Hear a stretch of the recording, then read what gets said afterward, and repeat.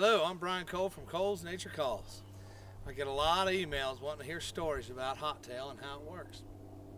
I got a story that I'll swear on a stack of Bibles is true. First day out, second day of gun season, first day out with my youngest boy, first time hunting. Went out, set the candle out in the field along the tree line. We climb up in our deer stand. He's just a chattering away. I couldn't get him quiet. So finally I said, man, you look that way and I'll look this way. Just gotta be quiet, quit moving. So next thing I know, about 20 minutes have passed and he hadn't made a peep. So I look over, here he is, dead asleep.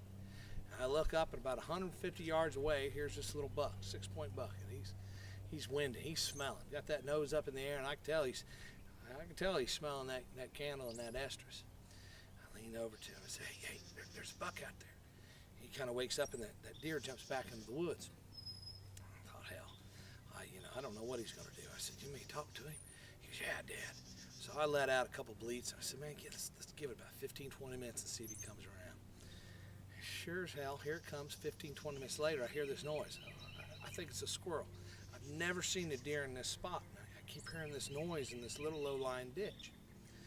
I lean over to him. I said, get that gun ready. I said, it might be that little buck. So he's having trouble cocking it. I set my camera down on my leg. I reach over and I help him cock that shotgun. And I said, now get it up, get it ready. And about the time I said that deer busts on a dead-ass run right down that ditch, and its horns get caught in this field fence that's laying kind of sideways across it. It's running so fast that it hits that fence, and it does a flip and lands 10 foot on the other side of that fence on its back, all 4 legs up in the air, just a swing, trying to run. I'm stupefied. I got my damn camera on my leg, so I missed all of it, and all of a sudden it gets up and runs off. 4 days later, we're walking that area back here, and we find that deer dead with 2 gouges in its horns where it got caught in that fence, broke its neck.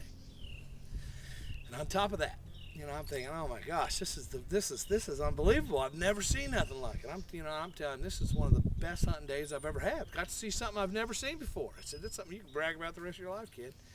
See a deer do a somersault like that midair.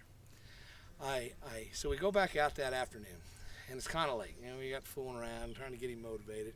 So we go back to this other stand we call the Cadillac. It's about a 16-foot high wraparound blind, so we both can hide, and that way you can fidget and I don't have to worry about it. So I said, hey, Tanner, I'm going to light this candle and get everything set up over there. I said, why don't you get up there and unzip the flaps and get it ready? So, I'm down there trying to get all this set up. It only takes a couple minutes. Man, he's talking. And he's like, Dad, there's a coon up here. I said, oh, well, there's no coon up in that stand. He goes, Dad, you got a pet raccoon out here? I don't have any pet raccoon. Who keeps a pet raccoon in the woods, kid? I said, just come on down. I said, I'll get up there.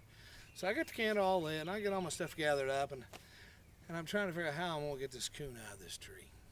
And I'm shaking, I'm climbing, I'm banging on the tent, and I can't get him out, and it's pissed.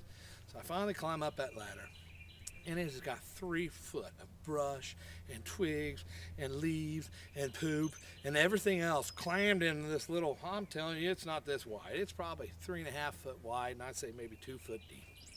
So I get up here and rake all that stuff out. When I get down, I could hear it. I can't see it because it's kind of overcast that day, and it's dark as hell in that blind. I grab myself a stick. The only stick I can find is about 6 foot tall. So I'm poking up in there, and it's a hissing and spitting. It's having a fit. So, I'm looking down at him. He's like, Dad, can I shoot it? No, you ain't going to shoot holes in my blind. I'll get it out of there. Just hold on a minute. So I climb up inside. This blind with that big ass coon in there, and all I got's this 6 foot stick. Well, you know what? A 6 foot stick is no good inside of a 6 foot blind. You can't bend it, you can't poke it, you can't do nothing but kind of stick it in front of you and hope that little stick's going to protect you from that coon. I had visions of this thing just jumping on my head and tearing the hell out of me. So I finally get up in there, and I'm a big guy. I'm trying to hold that stick in there, and I'm reaching around trying to unzip that zipper, and I finally get that zipper up there. Got that stick out to it, and I'm poking this thing. It's a hissing, and it's making all kinds of noise. And I can feel my son climbing up that ladder. And about the same time, I get that coon hooked under the armpit with that stick, and I'm trying to get him out and look down. Here's my kid's head. I said, Tanner, get off the damn ladder, get on the ground. Well, my little boy thought I said, get on the ladder and get off the ground. So about that time that coon comes down through there, I hear him look up there and just squall. jumps out of the way. That coon comes down, barely misses him, and takes off. So I'm like, Lord B. I said, come on, Tim, let's get on up here. And we finally get settled down. I'm sweating. I'm a mess. You know, I finally get everything, blood pressure's up. And I'm thinking, honey, I just don't know if we're going to see anything after all that. I said, after all that noise I made and that coon made wrestling around up here, I said, man, I don't know if we're going to see anything. Let's just see what happens. 15, 20 minutes later, I hear a noise. And here comes this little spike. This little spike come on a dead, just ran, walking hard, fast, right to that camp. He ended up pulling up, getting a shot, nailed it right in the shoulder. Fantastic first day hunting. That's just one little story I can tell you about Hot Tail. Next time I'll tell you some more. Have a good day. Most importantly, don't forget to send us your deer pics. We'll give you free stuff. I want to see them. I'm excited about how well this works, and I think you're going to be too. Y'all have a good day. Thank you.